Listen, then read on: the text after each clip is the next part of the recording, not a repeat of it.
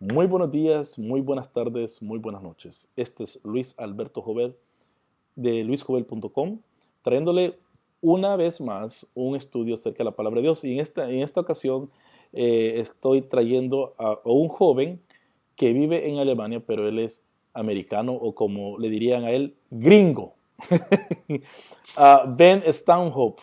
Que sus padres fueron misioneros en Costa Rica y en la República Dominicana, pero parece que él ya no se acuerda nada de su español. No español, Ben. No español. No.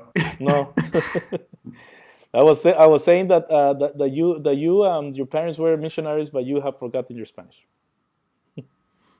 Correct. So Ben, can you tell us something about you? I mean, your background, where you're from. I already said that you're gringo, so but you're actually living somewhere else in the planet. So can you tell us a bit of what your background? Sure. I'm from Kentucky Hmm. in USA, but currently I'm living in Germany, uh, attending the attending university here. I have a bachelor's degree from the Southern Baptist Theological Seminary.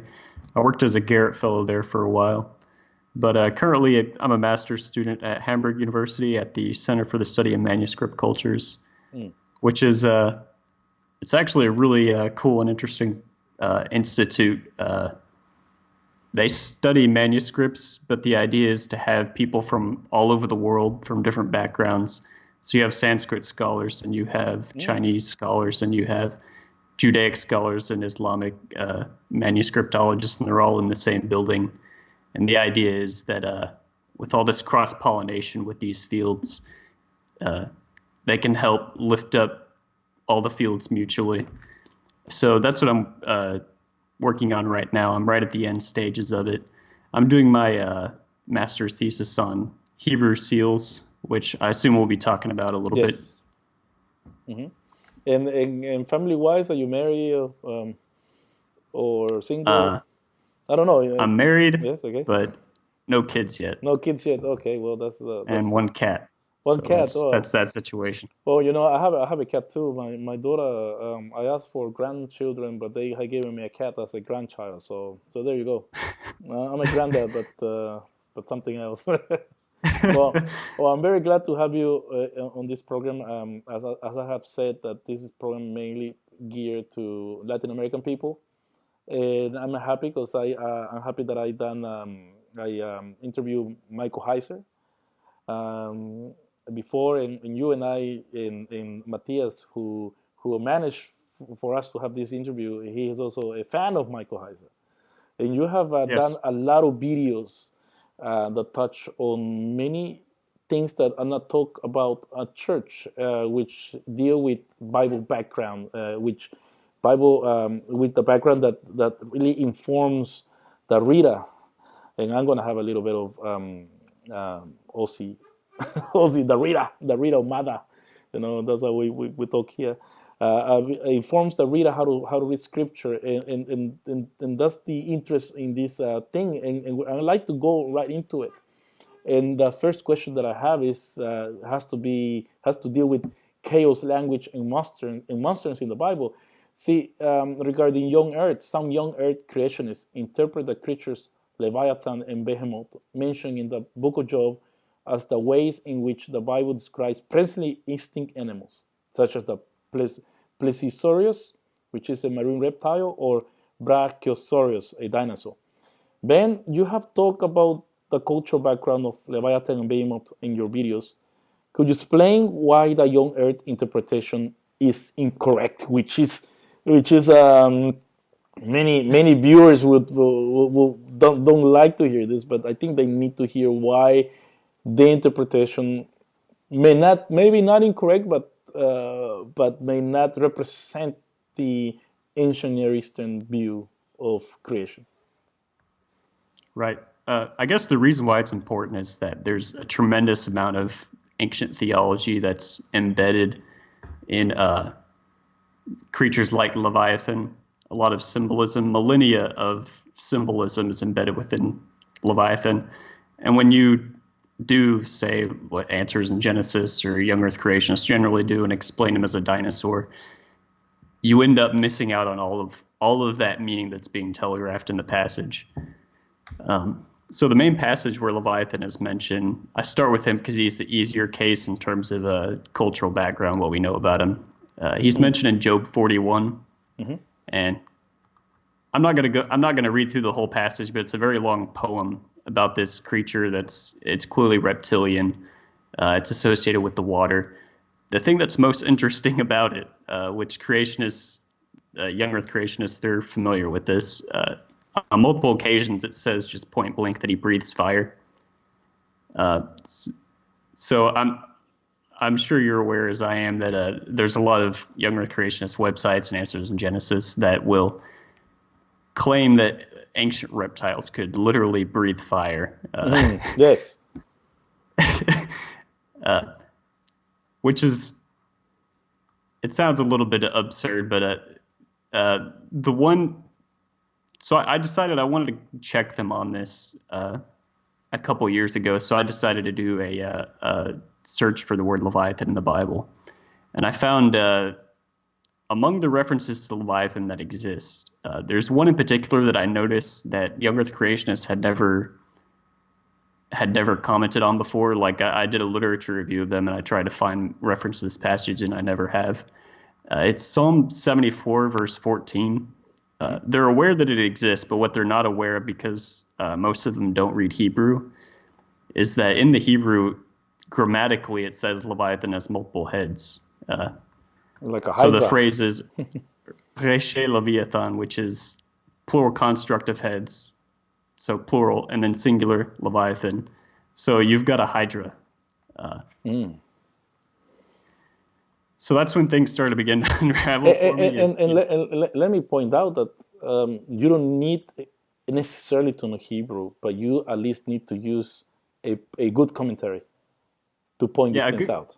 There are plenty of commentaries to point this out. If you just go to a commentary of someone that knows it, if they had done that, they would have noticed this. So this is, and a lot of people from Answers in Genesis, they're academics. I mean, they have PhDs, they're physicists, biologists. But yeah, I should say, when I say most of them didn't know Hebrew, especially at the time when Young Earth Publishing was quite popular, like in the late 90s, I mean that technically. I did a literature survey of all the major published works on by Young Earth creationists. I checked their backgrounds and I saw these guys are all scientists for the most part. There's a few that know Hebrew, but I think the fact that they didn't is why this aspect of Leviathan was missed. That he, in this passage, and I think probably in a couple more, he has multiple heads. So add to that the fire breathing, and it starts to sound a little bit absurd. So this is you said Psalm what? Can you give me the Psalm? Psalm 74, verse 14 in particular. But yes, Psalm 74 is a creation hymn. Yes. Or a creation psalm written after the Judeans were taken into exile in Babylon, which is very interesting because the Babylonian creation myth, if you're familiar with it, it's recorded in a text called the Numa Elish. Yes. It's the story about how the god Marduk defeats a chaos dragon named Tiamat, and then he creates the world from her severed body.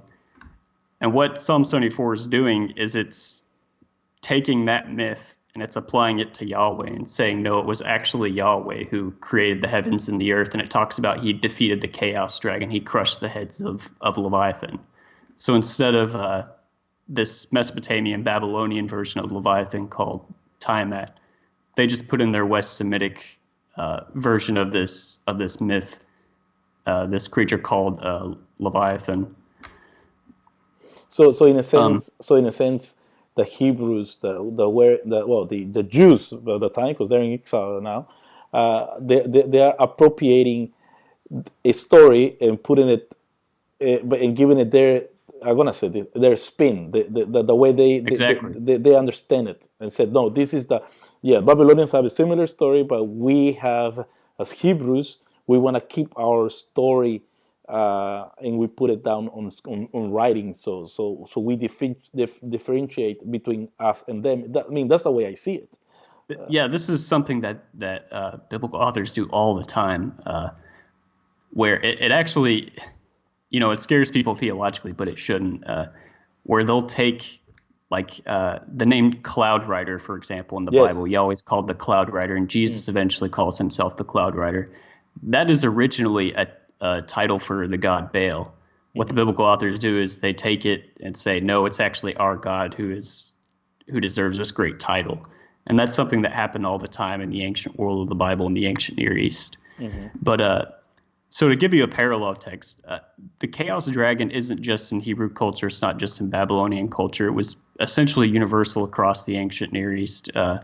In Egypt, the permutation was this god called Apophis uh, that Mm. the sun god Re has to defeat every morning. Yes. Uh, the text that's most interesting, I think, is a little bit north of Israel at a place called Ugarit, which they essentially speak the same language as the Hebrews, except it's just an older form of it. It's kind of like Shakespearean English versus modern English would be the difference. Or Spanish and Portuguese, I guess, because I can talk to Portuguese people. I mean, like Yeah, yeah, 80%. very very similar to that sort of Mm. a thing. But so Ugarit collapsed. Their civilization collapsed in the 12th century BC. So their texts are, for the most part, older than the biblical texts, the ones that mention Leviathan at least. So I'll go ahead and read you one really quick. It's from a text called KTU 1:5. Mhm. And this is a text addressed to Baal, essentially. You smote Letanu, the fleeing serpent, annihilated the twisting serpent, the dominant one who has 7 heads. So here you have a multi-headed dragon. It's Mm. called the twisting serpent and the fleeing serpent. And the Ugaritic words here are identical to Hebrew titles that are applied to Leviathan. So in the one case, at Ugarit, he was called Letanu. It's the same consonants, LTN, that form Mhm. the base of the Yes. word. In Hebrew, it's Leviathan, same consonant, LTN. But I'll read to you from Isaiah 27:1. In that day, Leviathan will punish with his greatly fierce and mighty sword, Leviathan the fleeing serpent. Again, it's the same Hebrew title. Leviathan the twisting serpent, same Hebrew title. Mhm. And he will slay the dragon that is in the sea. Uh, so clearly, what you have going on here is the myth of Baal defeating this creature, Letanu. It was associated with this idea that this creature was an embodiment of chaos. It was a symbol of chaos, and Baal had to defeat it on a regular basis in order for the created order to be maintained, in order for it to keep going. So this is why you have, for example, passages in the Bible where Isaiah will talk about Leviathan.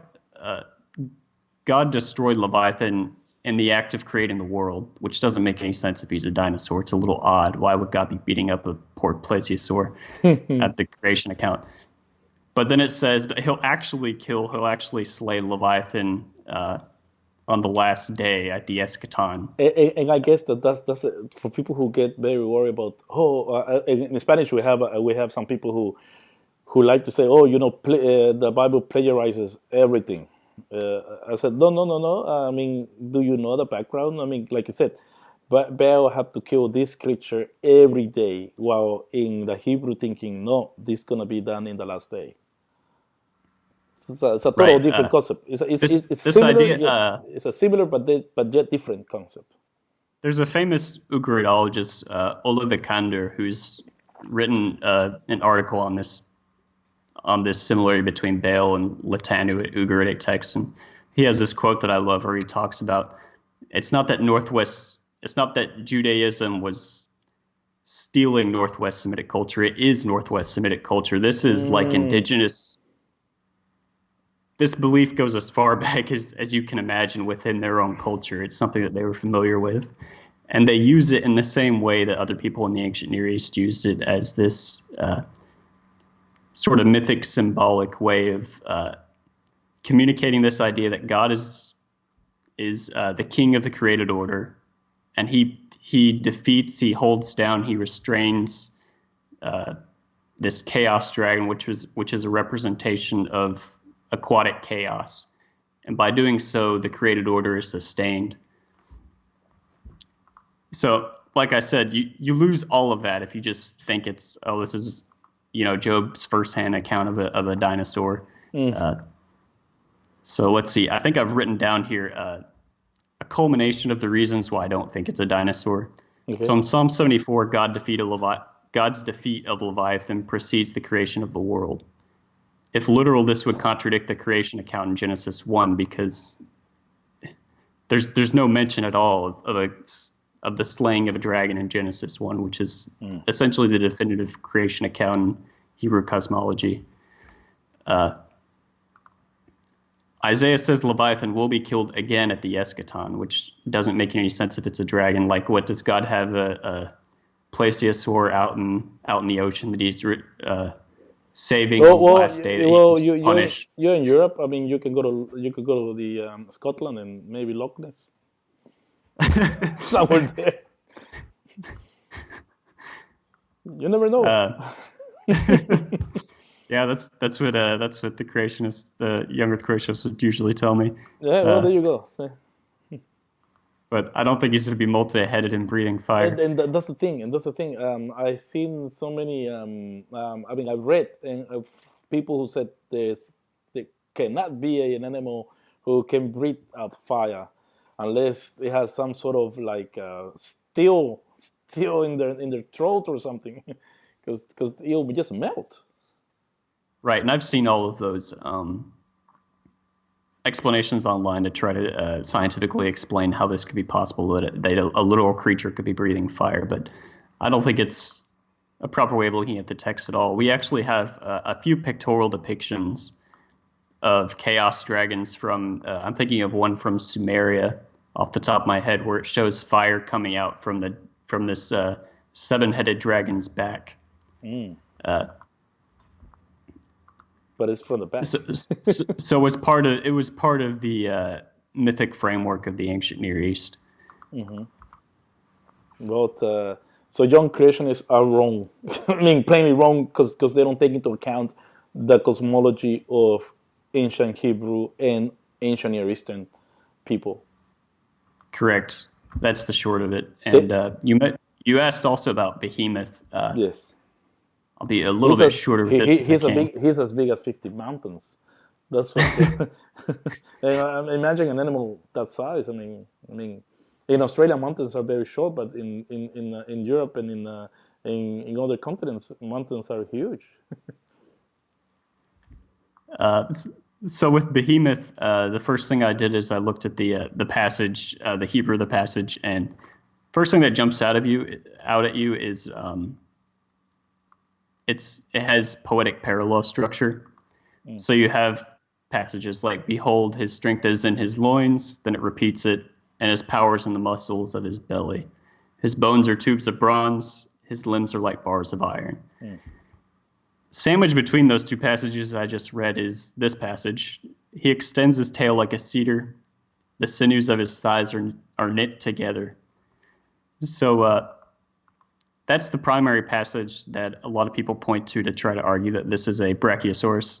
He has a tail like a cedar, because elephants don't have tails like cedars, hippos don't have tails like cedars. So what gives? What's going on here? First of all, this passage is right next to the passage that describes Leviathan. Leviathan's in chapter 41 of Job, and Behemoth is in chapter 40 of Job. So they're essentially brothers. They're written about in the same poetic structure. They're parallel creatures, is what I'm getting at. So because we know from other ancient Near Eastern texts that contain reference to Leviathan that he's essentially this sort of mythic chaos creature, this chaos deity, if you want to use that term, the most natural explanation is that Behemoth should be interpreted in the same way, that it's some sort of supernatural representation of chaos. And in particular, this passage, he extends his tail like a cedar. I don't know how to do this, like just drop this on you, but the word tail in ancient Near Eastern literature often refers to the male anatomy. So yes, I mean, that'll be it. This verse is written in poetic parallelism. The phrase "the sinews of his thighs are knit together," which the King James versions King James Version translates that verse, the sinews of his stones are knit together. That word thighs is in Aramaic. It's a euphemism for the testicles. So because these two words are parallel, that word tail has to be a parallel for the testicles, which tells you that it's a euphemism for the male anatomy, which actually makes a tremendous amount of sense of the verb that's in that verse.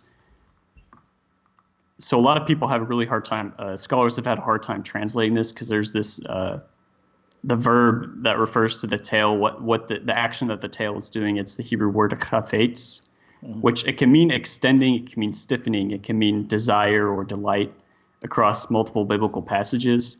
What's so cool about this translation, taking this as a euphemism for the male anatomy, is that it instantly, all that clicks together poetically, all that full range of meaning. You also have terms, let's see, the phrase "his strength is in his loins." If you go look up that phrase, strengthen one's loins, that's sort of an idea in Hebrew passages like Genesis 49 verse 3, Deuteronomy 21 verse 17. It refers to sexual virility. It'll refer to, like a patriarch, his children are the strength of his loins. That's sort of an idea. So again, it's a sexual reproductive euphemism. And then you have the fact that in post-biblical Hebrew and Aramaic, this word for tail in this passage, it also refers to the male appendage. So what is behemoth? The word behemoth, etymologically, it comes from a pretty mundane, pretty common Hebrew word, behema, which is a common word for cattle. And then the word the ending oath is just an intensification of that word. So in my opinion, it's a sort of super ox. And this praising of its sexual virility, which we find so strange in our culture and inappropriate, like in ancient Near Eastern culture, that's pretty standard for that type of a metaphor in reference to nature. Oh yes, because there's still some paintings and some amulets that they find that they have like a piece of man, but with a Exactly. This extremely blows modern people big. away when they go to museums and see all this stuff. Yeah, and this is gonna sound weird to our listeners here and those who are reading the translation, but the male appendage is this amulet with a male figure with a humongous appendage is supposed to wear off demons and bad spirits. So this is And I could talk about this a lot, just a lot of the symbolism for the ancient world, like the obelisk and how that relates to the Egyptian mythology of the male appendage. But in the ancient world, there's it wasn't as strange as it would be now to make these sorts of poetic connections. But what's so cool about translating this behemoth as a super ox is when you go to the passage that I read you earlier that describes the Ugaritic Leviathan, there's an ox right next to it. It's a super ox, just like in the Hebrew poetry, how there's an ox right next to it. I'll go ahead and read you the passage. Surely I lifted up the dragon. I destroyed the twisting serpent, the tyrant with the 7 heads. I destroyed Arshu, beloved of El. I put an end to El's calf, Attic.